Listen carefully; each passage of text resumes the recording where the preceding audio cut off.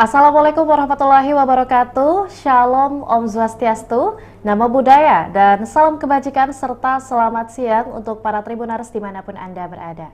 Senang sekali rasanya para Tribuners pada siang hari ini, saya Anissa Husnuzan dapat kembali menyapa Anda dalam Tribun Timur Update edisi Selasa 29 Agustus 2023. Dan dalam beberapa menit ke depan kami akan menyajikan dua informasi terfaktual dan juga terupdate untuk Anda dan untuk kita ketahui bersama seputar beberapa kejadian di Kota Makassar, Sulawesi Selatan.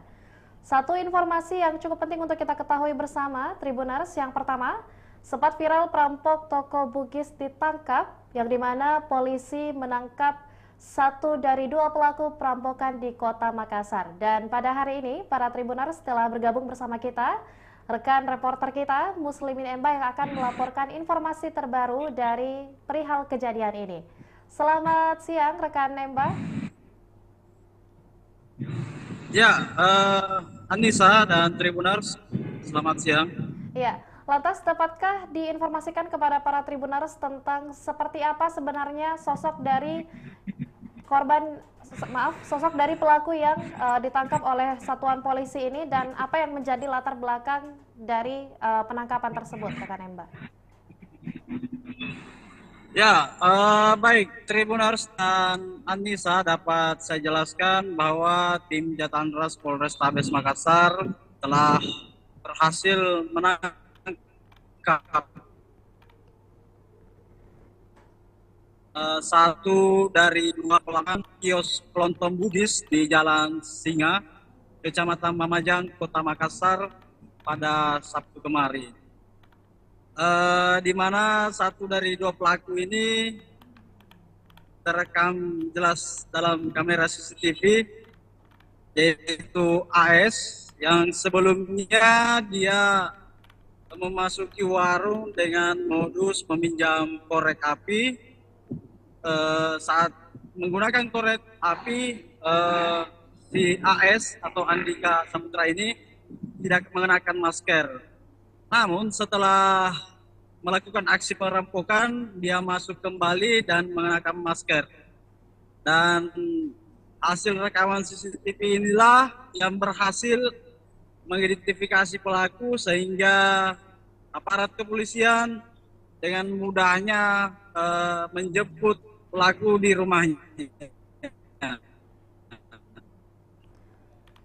Ya, Di lantas wilayah untuk Kecamatan Tamalaka, Mantul LF, ini dalam pengejaran. Ya, lantas untuk Ya, Nisa. aksi pembekukan atau penangkapan dari salah satu pelaku ini sendiri dilakukan di wilayah atau di area mana dan saat kapan, rekan Mbak?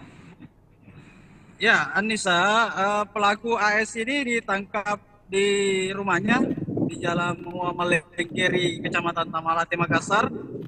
Itu sekitar pukul 4 dini hari saat dirinya baru saja tiba dari rumahnya. Kemungkinan baru saja tertidur dan dijemput oleh petugas tim Jatandras Polrestabes Makassar. Nisa.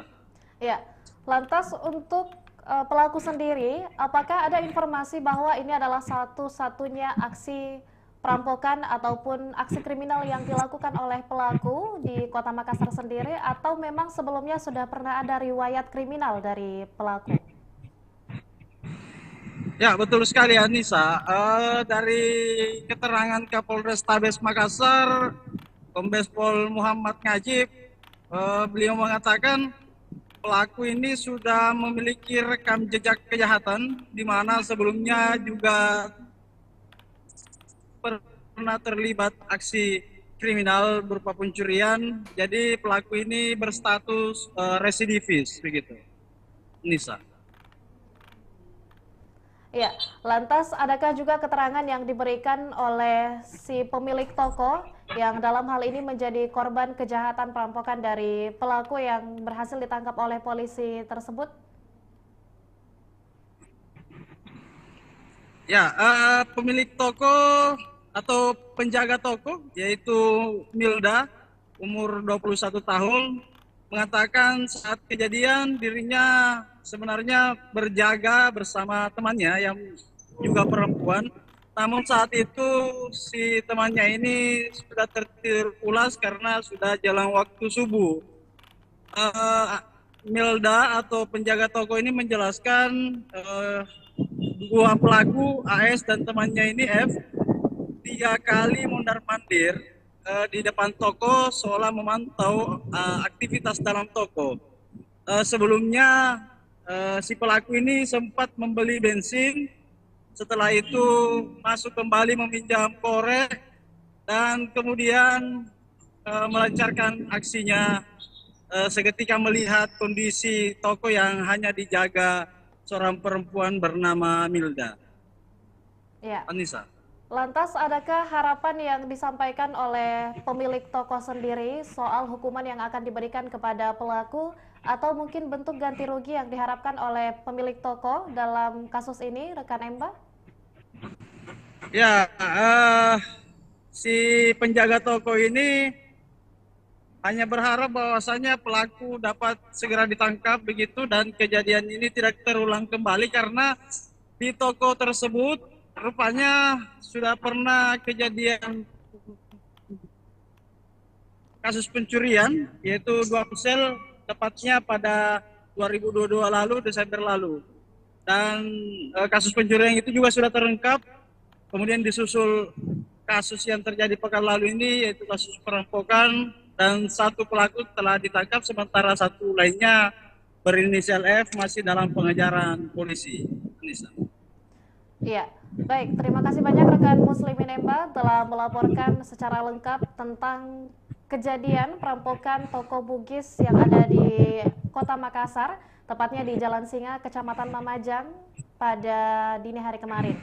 Lantas kemudian para Tribuners, untuk informasi selengkapnya berikut adalah video konferensi pers sekaligus wawancara dari Kapolrestabes Kota Makassar, Kombes Pol Muhammad Ngajib, yang akan memberikan penjelasan tentang kasus perampokan berikut.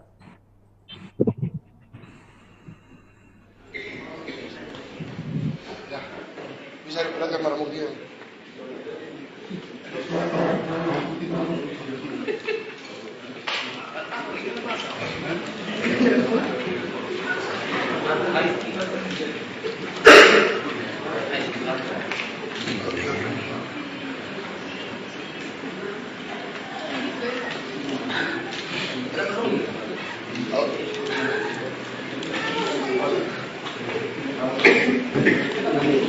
Tanya dulu, Mbak.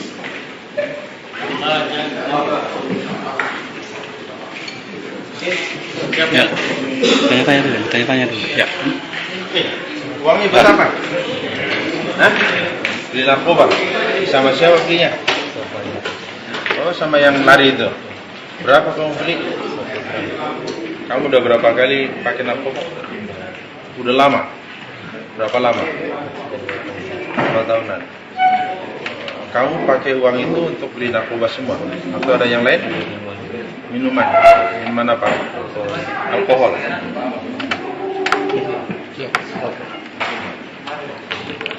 Minuman alkohol? Coca-Cola? Bocah-bocah tikus ya. Bisa mantap. Coca-Cola? Coca-Cola tidak. Balo. Balmas. Manis. Jangan pukul.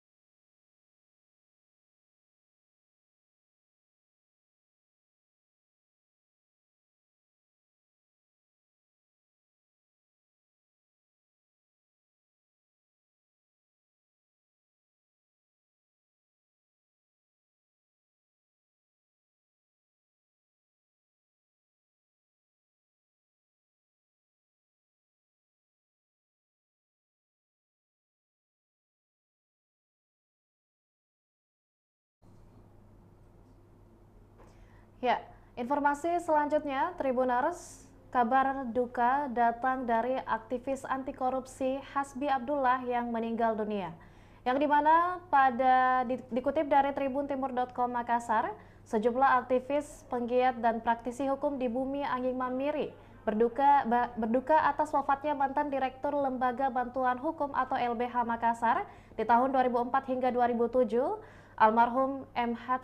Hasbi Abdullah. Dan kembali kami menghubungi rekan Muslimin Emba yang akan juga melaporkan informasi terupdate sekaitan dengan kepeninggalan salah satu aktivis anti korupsi di Kota Makassar. Selamat sore kembali rekan Emba.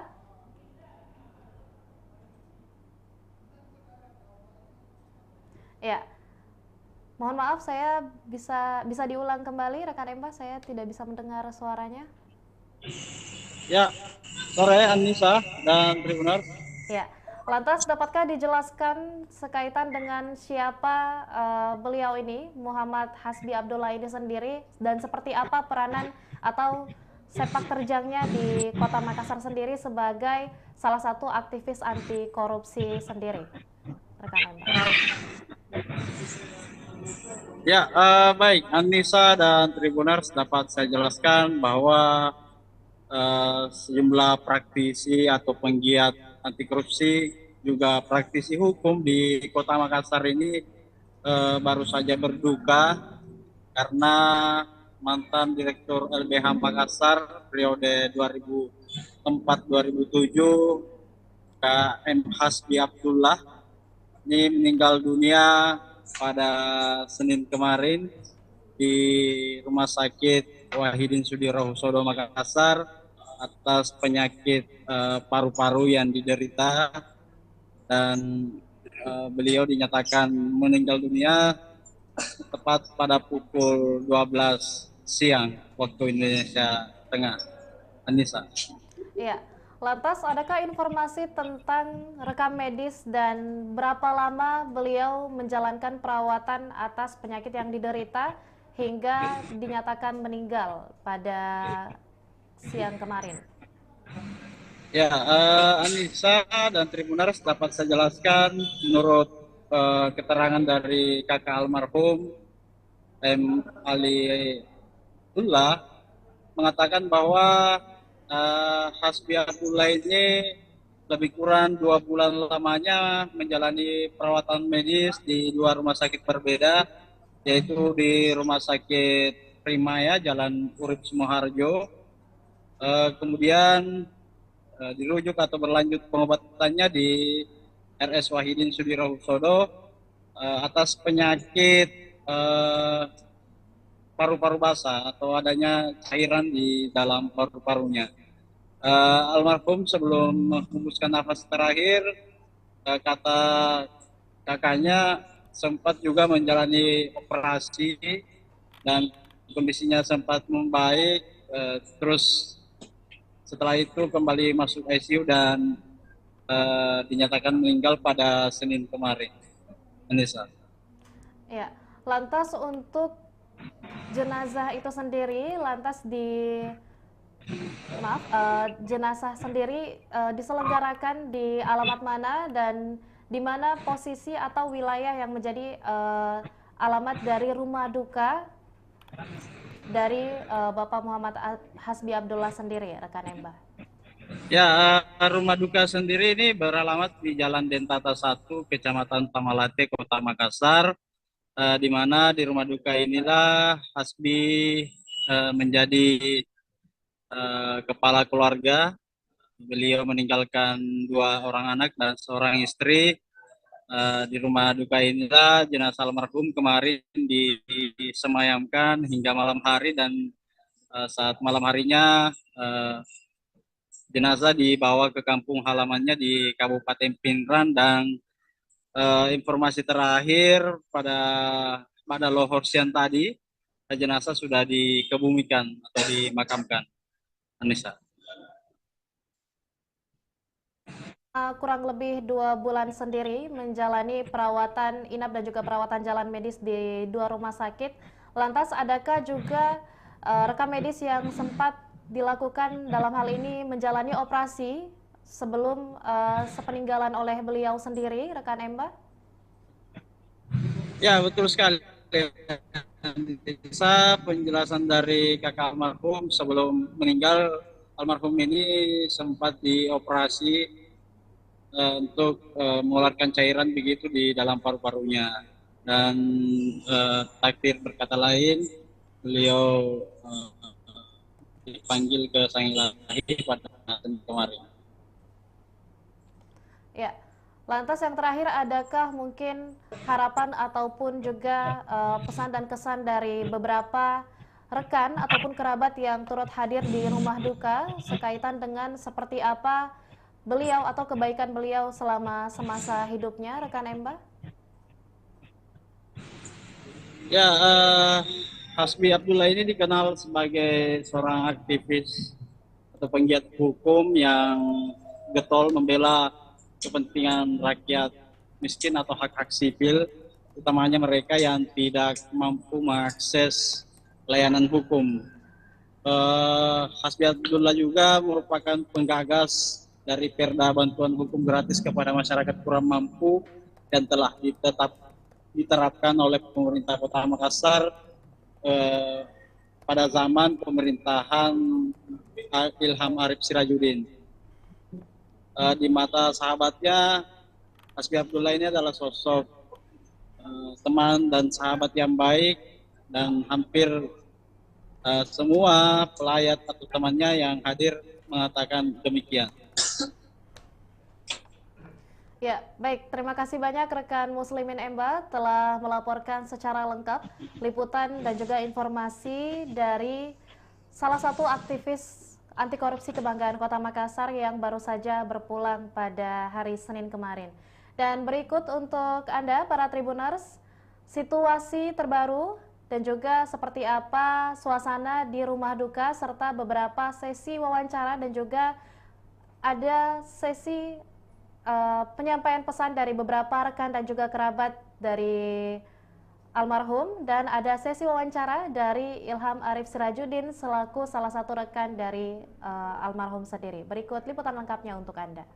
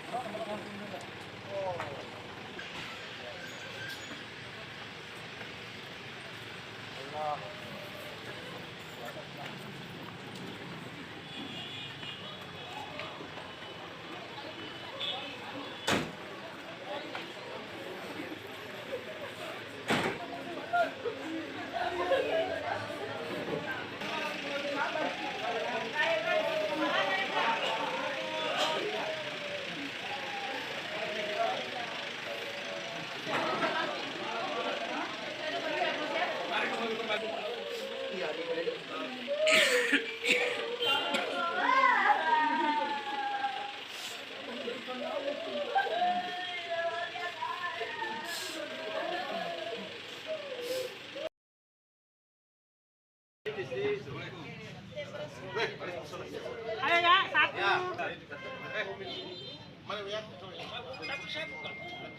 Betul nggak ini? Ini tuh lihat terus aja masih ada orang miskin manusia.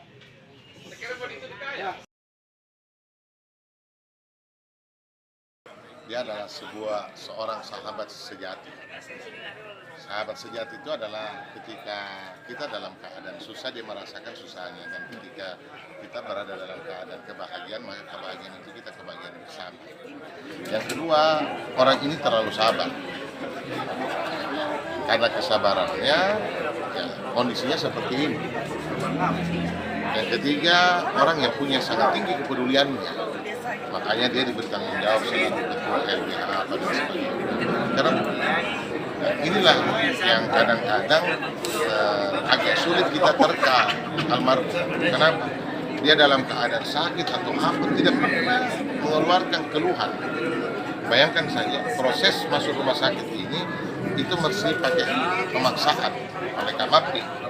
Kalau bukan Kamapti yang paksa masuk rumah sakit, saya terakhir komunikasi waktu hasil sebelum operasi, video call. Tapi kan setelah itu saya tidak ada, kebetulan lagi di Bandung memang lagi hadir persidangan. Jadi terus terang saja saya merasa orang yang paling kehilangan. Apalagi saya menjanjikan waktu saya video call, Asbi pulang apa saya besok, karena sibuk dengan mobilitas saya, akhirnya saya lupa. Makanya tadi begitu dapat kabar, saya langsung menangis karena ada penyesalan saya tidak sempat ketemu di saat dia masih ya, padahal paling tidak ada spirit.